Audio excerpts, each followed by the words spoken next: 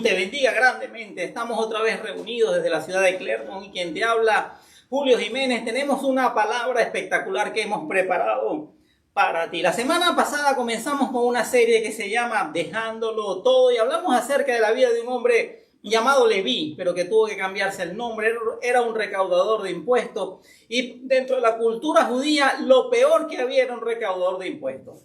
Como les expliqué la semana pasada, el imperio romano dominaba la nación de Israel, la subyugó a pagar impuestos y entonces los publicanos o los cobradores de impuestos eran judíos que trabajaban para el imperio romano y cobraban impuestos a veces de forma abusiva en contra de sus propios hermanos. Por eso los israelitas los despreciaban, los detestaban y lo consideraban lo peor que había dentro de la nación de Israel. Y de repente el Señor Jesús se para enfrente de él y le hace un llamado. Y sorprendentemente la Biblia dice que dejándolo todo, lo siguió.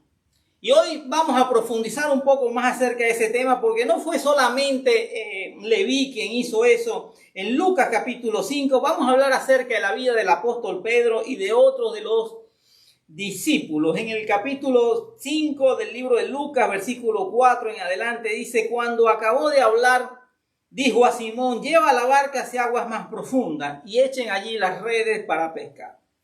Maestro, hemos trabajado duro toda la noche y no hemos pescado nada, contestó Simón, pero como tú me lo mandas, echaré las redes. El Señor Jesús vio dos barcas, se sube en una de ellas para poderle hablar a la multitud y cuando termina le dice a Pedro: Pedro, boga mar adentro o vamos a aguas más profundas. Entonces Pedro le contesta y esa respuesta de Pedro nos muestra cuál era su situación en ese momento. Él reconoce que había estado tratando de pescar toda la noche y que no había pescado absolutamente nada. La situación de Pedro económicamente contraria a la de Leví, del que hablamos la semana pasada, era totalmente contraria. Pedro estaba quebrado en ese momento. Pedro no tenía cómo pagar sus deudas, su trabajo era como pescador. Esas barcas, como te lo expliqué la semana pasada, pagaban impuestos. Por el solo hecho de tenerlas, tú pagabas impuestos. Y a los romanos y a los cobradores de impuestos no le importaba si tú pescabas o no pescabas, si te fue bien o te fue mal, tú tenías que pagar los impuestos. Y Pedro tenía deudas, Pedro estaba en una situación muy crítica. Le dice: Señor, toda la noche hemos estado tratando de pescar y no hemos hecho nada, pero como tú me lo mandas, echaré las redes. Y hay una gran diferencia entre hacer las cosas por nuestra propia iniciativa y hacer cosas porque Jesús nos las manda.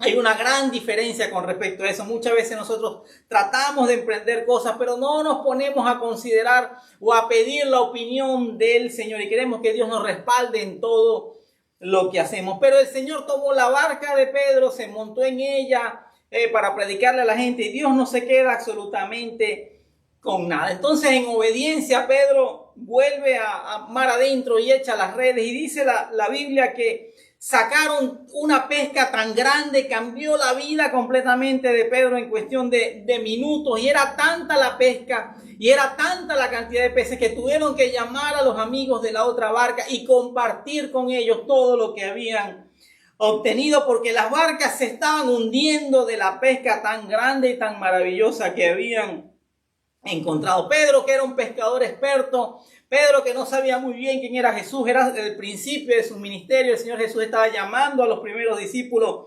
Dice que cayó de rodillas, el versículo 8, y le dice: apártate de mí, Señor, que soy pecador. Él tuvo un encuentro personal con el Señor y dice que es que él y todos sus compañeros estaban asombrados ante la pesca que habían hecho, como también lo estaban Santiago y Juan, hijos de Zebedeo, que eran socios de Simón. Estos tres hombres se convirtieron también en los primeros en el grupo original de los 12 apóstoles de Jesucristo. Y el Señor le cambia la vida de repente a estos hombres, se manifiesta a ellos de forma totalmente sobrenatural. La obediencia trae bendición y Pedro le dijo: Señor, ya que tú me lo mandas, lo voy a hacer. La obediencia trae bendición. Dios es muy específico en sus instrucciones. El Señor es muy específico en lo que quiere de nosotros. Y el Señor le dice: no temas, Simón, desde ahora serás pescador de hombres. Y entonces dice que así que llevaron las barcas a tierra y dejándolo todo, lo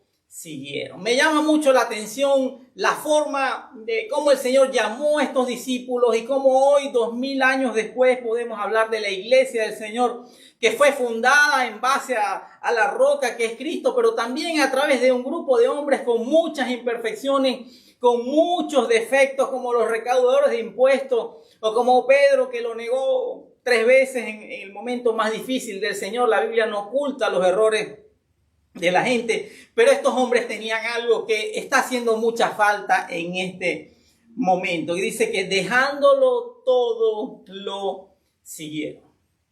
Lo dejaron todo. El Señor le había solucionado, le había dado la mejor pesca de toda su vida. Tenían dinero para pagar los impuestos, para pagar las deudas, para ayudar a toda la familia, para bendecir a los vecinos, y lo dejaron absolutamente todo. Todo lo que había sido importante para Pedro cambió de la noche a la mañana en el momento en que se le reveló quién era Jesús. Y todavía hoy hablamos acerca de ellos, hablamos de Leví, llamado Mateo, ya hablamos de Pedro y hablamos de estos hombres de Dios.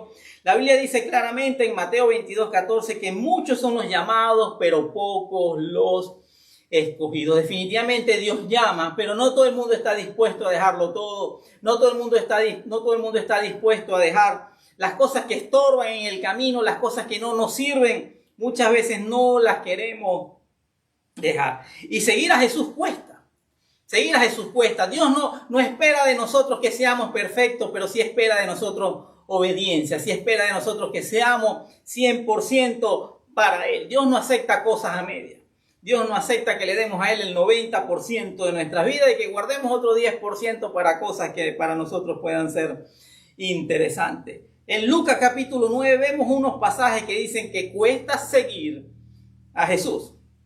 En el versículo 57 dice que iban por el camino cuando alguien le dijo a Jesús: te seguiré a donde quiera que vayas. Y mira la respuesta del Señor Jesús en el versículo 58. Las zorras tienen madriguera y las aves tienen nido, respondió Jesús, pero el Hijo del Hombre no tiene dónde recostar la cabeza. El verdadero evangelio no es un evangelio cómodo. Nosotros no le hacemos un favor al Señor yendo todos los domingos a la iglesia a escuchar un bonito mensaje como si fuéramos de repente como un celular que hay que cargarlo en las noches para que funcione durante algunos días. Y así hay gente que cree que le hace un favor a Dios por acercarse a una iglesia o por escuchar la palabra. Le damos a Dios lo último de nuestro tiempo cuando Él claramente le dice a esta persona: mi evangelio no es un evangelio cómodo.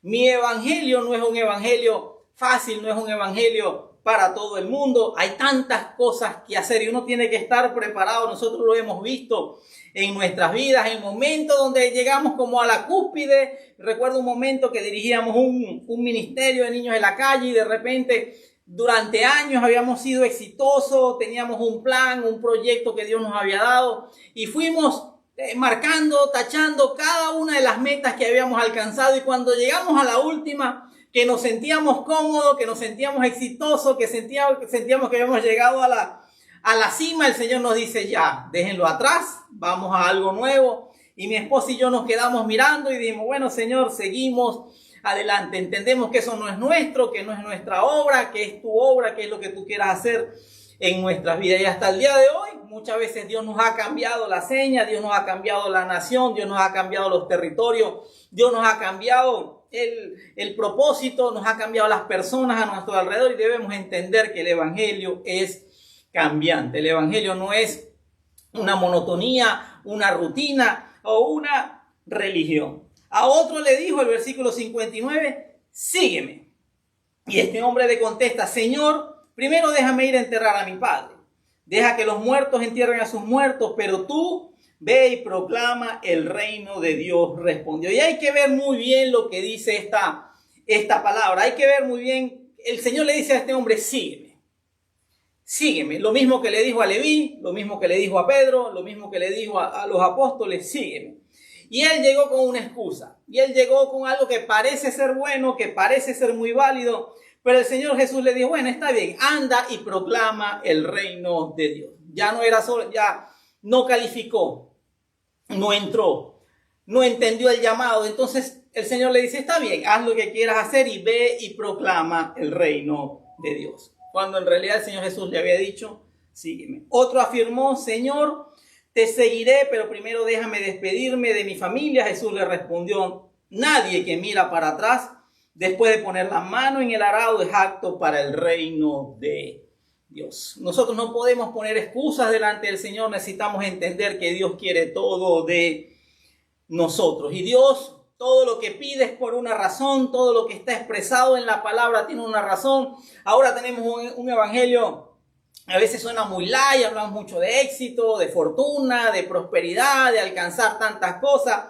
Y muchas veces se nos vende a un Jesús que viene a darnos todo lo que necesitamos, todo lo que queremos, cuando en realidad el Señor demanda cosas de nosotros. En Mateo capítulo 19 vemos una historia que se repite en los 3 evangelios. Cuando algo se repite tanto, quiere decir que hay algo muy importante. Se acerca un hombre.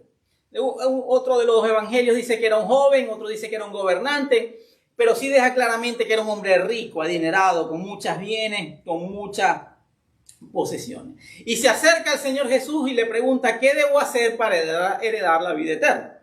¿Qué debo hacer para ser tu discípulo? Y él le dice, bueno, cumple con todos los mandamientos que les mandó Moisés. Y mira la respuesta de este hombre, le dice, todos esos yo los he cumplido, le dijo el joven, o le dijo el rico, o le dijo el gobernante. ¿Qué más me falta?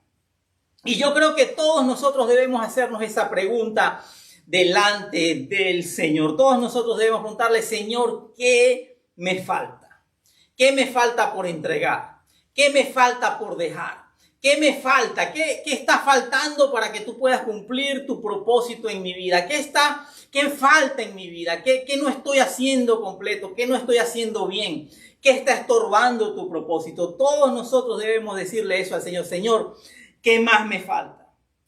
Entonces Jesús le respondió en el versículo 21, si quieres ser perfecto, anda, vende lo que tienes, dáselo a los pobres y tendrás tesoros en el cielo. Luego ven y sígueme. Él preguntó, Dios le contestó. Fue un caso muy específico, no quiere decir que esa sea la respuesta para todas y cada una de las personas, pero cada vez que tú le preguntes a Dios algo específico, Dios te va a dar una respuesta muy concreta que tiene que ver con tu vida. Y míralo cómo termina la historia. Cuando el joven oyó esto, se fue triste porque tenía mucha riqueza. Y así hay muchas personas que se acercan a Dios de una forma muy emocional, se acercan al Señor en medio de una palabra muy emotiva, muy cautivante, que me atrae, que me dice cosas lindas, que me dice cosas bonitas, pero cuando entro en intimidad con Dios, cuando profundizo con el Señor, digo, esto como que no es lo que yo quiero. A mí me gustan las mujeres, o a mí me gustan las riquezas, o a mí me gustan los negocios mal habidos, o a mí me gusta el licor, o a mí me gusta aquello, a mí me gusta vivir mi vida sin ningún tipo de límites, eso que me digan lo que yo tengo que hacer no me gusta. Dice que se fue triste porque tenía mucha riqueza. Y mira lo que dice el Señor Jesús, les aseguro, comentó Jesús a sus discípulos, que es difícil para un rico entrar en el reino de los cielos. Ser rico no es malo, pero el Señor Jesús nos hace una advertencia donde Él nos dice claramente que nadie puede servir a dos señores. La palabra Señor en la Biblia tiene un significado muy particular. Para nosotros, los venezolanos, por ejemplo, la palabra Señor es como una palabra de respeto hacia el vecino, el señor García o el señor Colmenares o el señor... No, la palabra Señor en la Biblia significa alguien que tiene autoridad, alguien de alto rango, alguien que tiene poder, autoridad, riqueza, que se debe honrar, que tiene poder. Y el Señor Jesús está diciendo, las riquezas tienen poder. Tienen un poder en el corazón de la gente, porque la riqueza te da o asemeja o te quiere hacer creer que te puede dar lo mismo que te da el Señor. La gente cuando tiene mucho dinero, entonces se siente tranquilo, porque si quiero comer algo, voy y lo pago, si quiero comprar algo, voy y lo compro, me siento tranquilo, me siento en paz, porque miro la cuenta bancaria y digo, bueno, estoy tranquilo, tengo cientos de miles, tengo decenas de miles, tengo millones guardados, y eso me da confianza, eso me da seguridad, eso me da paz y duermo tranquilo. Pero todo eso es pasajero, todo eso es efímero, todo eso puede cambiar de la noche a la mañana.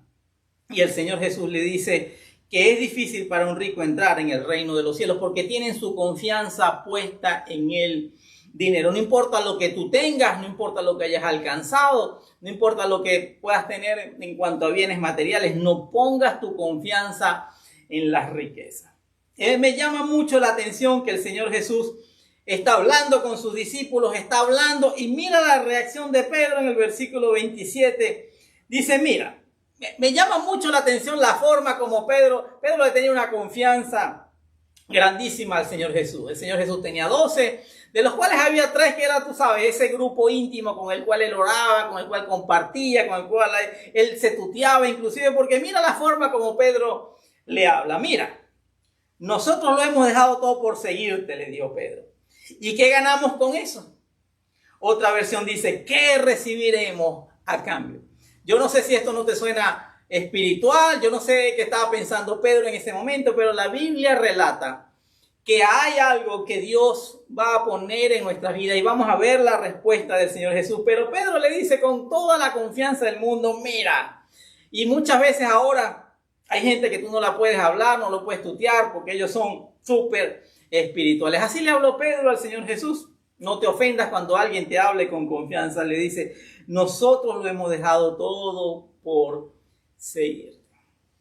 Como te dije la semana pasada y como comenzamos el día de hoy, efectivamente ellos lo habían dejado todo y Pedro tenía conciencia de eso. Y mira la respuesta del Señor Jesús. Les aseguro, respondió Jesús, que en la renovación de todas las cosas, cuando el Hijo del Hombre se siente en su trono glorioso, ustedes que me han seguido se sentarán también en 12 tronos para juzgar a las 12 tribus de Israel. Esa respuesta fue para Pedro y esa respuesta fue para los 12 apóstoles originales. Pero después en el versículo 29 dice, y todo el que por mi causa haya dejado casas, hermanos, hermanas, padre, madre, hijos o terrenos, recibirá 100 veces más y heredará la vida eterna. Pero muchos de los primeros serán últimos y muchos de los últimos serán los primeros. Dejarlo todo tiene sus beneficios. Dios no se queda absolutamente con nada. Nadie puede decir que le ha dado a Dios primero. Nadie puede decir que Dios es injusto. Todo lo que el hombre siembra, eso cosecha. Y si eso te funciona en el sistema de este mundo, ¿cuánto más te funciona en el reino? Estos hombres lo dejaron todo y el Señor Jesús les hace una promesa que es específica para ellos, que ellos van a dirigir o a gobernar o a juzgar a las 12 tribus de Israel. Pero hay algo que es para nosotros, hay algo que es para ti que me estás viendo, y hay algo que es para mí, para nuestra familia, para todos nosotros los creyentes, que lo hemos dejado todo por la causa del Señor. Y como te dije al principio, esto no se puede hacer a medias. Mira lo que dice el Señor. Y todo el que por mi causa haya dejado, siempre vamos a tener que dejar algo. A veces no lo entendemos, a veces no es fácil, a veces no lo comprendemos, pero la obediencia trae bendición. La obediencia trae bendición sobre nuestras vidas y muchas de esas bendiciones tú las vas a recibir acá, las vas a recibir en esta tierra, las vas a recibir en el lugar donde tú estás. Dios va a cambiar las circunstancias, Dios va a cambiar tu lamento en baile, Dios va a cambiar tu circunstancia porque hay promesas para aquellos que lo han dejado todo. Y todo el que por mi causa haya dejado casa. Qué difícil es dejar casa. Particularmente nos pasó, yo le comentaba a alguien en estos días, nosotros nos vinimos de nuestro país con unas casas que estaban completamente pagas, con unos carros que estaban completamente pagos, no teníamos ningún tipo de deuda, a empezar en otra nación a causa del Evangelio de Jesucristo, por un llamado de parte del Señor que en un momento nos dijo, es tiempo de dejarlo todo, es tiempo de pasar a una nueva etapa, es tiempo de pasar a una nueva dimensión de propósito en sus vidas y lo dejamos todo. Dejamos casa, dejamos terreno, dejamos familia, lo dejamos absolutamente todo, pero mira las promesas del Señor, recibirá 100 veces más. Dios no es injusto, Dios es un Dios justo, Dios es sabio, Dios es soberano, Dios es amoroso, Dios es misericordioso. La Biblia dice que Él tiene un libro donde están anotadas todas las cosas que nosotros hemos hecho. Dios no se olvida de nada. Y Pedro le dice con confianza, nosotros hemos dejado todo por seguirte. ¿Qué ganamos con eso? ¿O qué recibiremos a cambio? Tú nunca vas a perder cuando dejas las cosas en las manos del Señor. Todo lo que tú siembras en el reino se va a multiplicar. Tú lo vas a recibir, tus hijos lo van a recibir, tus nietos lo van a recibir, porque todo lo que el hombre siembra, eso cosecha. Pedro le dijo, ¿qué recibiremos? A cambio, la respuesta del Señor es, vas a recibir 100 veces más aquí en la tierra y además vas a heredar la vida eterna. O sea que hay promesas del Señor para acá, para la tierra, y hay promesas del Señor para los cielos. En el mundo la gente dice que todo tiene solución menos la muerte, pero déjame decirte, en Cristo ya la muerte tuvo solución porque alguien pagó el precio, porque Él vino a dar vida y vida eterna, Él vino a dar salvación. No hay otro nombre dado a los hombres mediante el cual podamos ser salvos. Pero muchos de los primeros serán últimos y los últimos serán los primeros. En el cielo nos vamos a llevar grandes sorpresas. Hace poco mi esposa y yo hablábamos acerca de los héroes anónimos. Gente que nadie conoce, pero que está haciendo grandes cosas por el evangelio, que está haciendo grandes cosas en estos días. Liberaron un país, cayó el régimen de Siria y nadie sabía de un hombre que tenía 7 meses preso en una cárcel, en una cosa horrorosa, en una cosa deprimente, por haber introducido Biblias a esa nación. Esos son los hombres que nadie conoce, que nadie sabía. Y esos son los hombres que Dios va a poner de primeros, mientras que muchos que en esta tierra son reconocidos, famosos, posiblemente usen la última de las bancas o de las sillas en el cielo. Preparando esta palabra, me acordaba de una cárcel en mi país, en mi ciudad, donde en medio de un tiroteo, una matanza y muere un pastor en medio de ellos, y a mucha gente le llamaba la atención que cómo era posible que siendo un pastor le pasara eso. Déjame decirte, su misma esposa dijo, yo estoy seguro de que él murió feliz, porque murió haciendo lo que le gustaba, murió haciendo lo que Dios le había llamado a hacer. Nadie sabe quién es ese hombre, nadie se acuerda de él, pero estoy seguro que en él se va a cumplir esa palabra de que los últimos serán los primeros. Y es gente que Dios tiene en lugares específicos haciendo trabajos que nadie ve, que nadie conoce. El evangelio en nuestros países todavía es cómodo, es agradable, pero hay lugares donde te persiguen, donde te matan. En estos días veía las noticias y mucha gente estaba preocupado porque decapitaron a 70 cristianos en el Congo, en un país africano. Déjame decirte, esos son los mártires del Señor. Siempre ha pasado, siempre ha existido. El evangelio es muy diferente a lo que se vende ahora o lo que se nos explica o se nos enseña actualmente. Los primeros cristianos fueron perseguidos por el Imperio Romano. Se conoce por la historia de un hombre, de un emperador llamado Nerón, que los empalaba, los perseguía, los metían en el circo romano y soltaban leones para que los mataran. Pero para estos creyentes, para estos primeros hombres de Dios, morir por la causa del evangelio era un privilegio.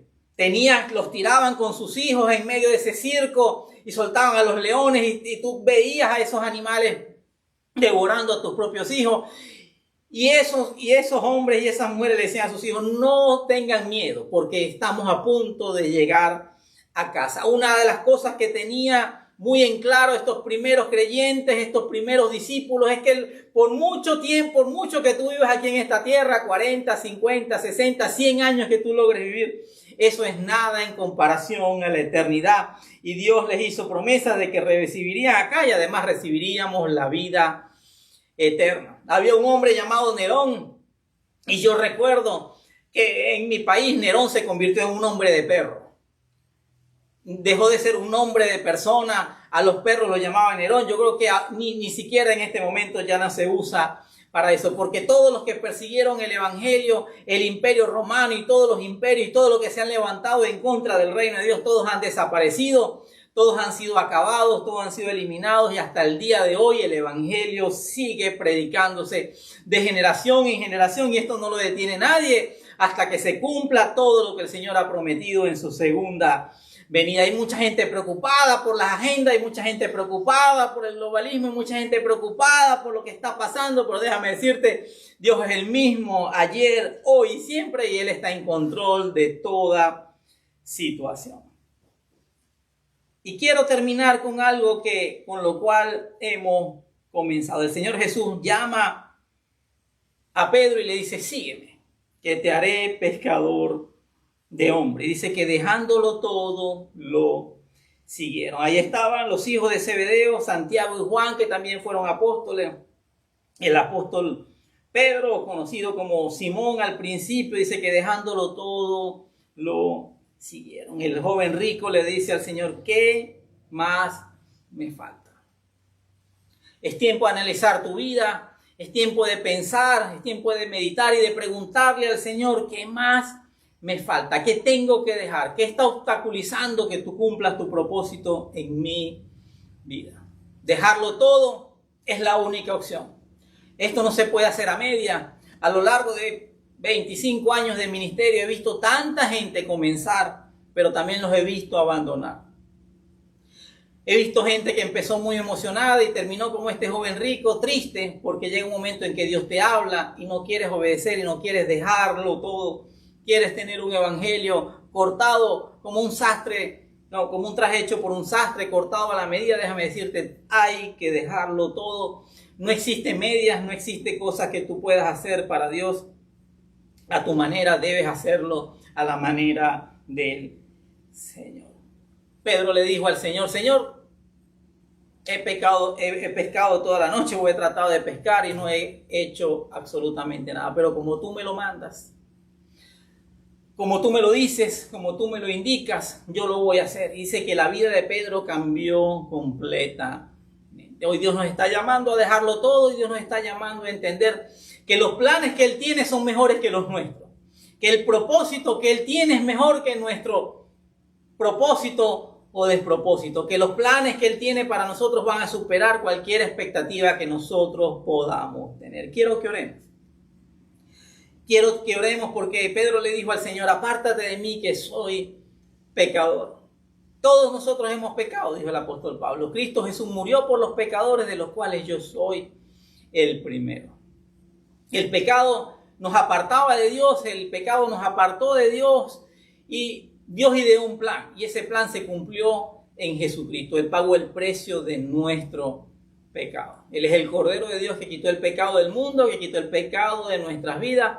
Y quiero que repitas esta oración después de mí, porque a partir de ahora algo va a cambiar en tu vida, así como cambió la vida de Pedro y Dios cambió el nombre de Simón, que era significaba algo así como una caña, como una vara de bambú que se movía por el viento, que se movía en función a las circunstancias. Le cambió el nombre de Pedro, de ahí viene la palabra piedra o roca, algo firme, algo sólido, algo que ya no es ambiguo, que se mueve por las circunstancias, sino algo que es inconmovible. Y eso es Jesucristo. Él es la roca inconmovible. A Él nadie lo cambia, a Él nadie lo sorprende. Él sigue siendo el mismo ayer, hoy y por los siglos. Quiero que oremos. Padre, yo te doy gracias, Señor, a todas las personas que nos están viendo, que nos están escuchando, Señor. Yo te pido, Señor, que tú toques sus vidas, Señor, que tú les permitas, les pongas en ellos tanto el querer como el hacer, Señor, y que ellos puedan dejarlo todo, que ellos puedan entregar su corazón, su vida, todo lo que hay, Señor, todo lo que tú tengas que cambiar, cámbialo, todo lo que tengas que quitar, quítalo, Señor. Pon en ellos tanto el querer como el hacer, Señor, que ellos puedan preguntarte qué les falta, Señor, para ser perfecto delante de ti, Señor, y tú le puedas contestar, tú le puedes decir específicamente qué deben hacer, Señor. Y nosotros creemos, Señor, como dijo el apóstol Pedro, Señor, ¿qué vamos a recibir o qué vamos a ganar, Señor? Nosotros creemos que todo lo que hemos dejado, Señor, todo lo que hemos dejado por tu causa, Señor, todo lo que hemos dejado por amor a ti, Señor, tú lo vas a multiplicar 100 veces más, tú lo vas a convertir en bendición, Señor. Tú pondrás en nosotros, Señor, un gozo y una alegría totalmente sobrenatural, Señor, y además tú nos has garantizado la vida eterna. No hemos llegado a casa, Señor, estamos aquí en un lugar temporal, Señor, estamos cumpliendo un propósito, pero estamos seguros, Señor, de que el día que partamos de esta tierra, Señor, nos vamos contigo, nos vamos a tu presencia y vamos a llegar a casa, Señor. Si tú has hecho esta oración, si tú has abierto tu corazón, déjame decirte, Dios ha comenzado hoy en ti una nueva obra, Dios la va a cumplir, Dios la va a perfeccionar.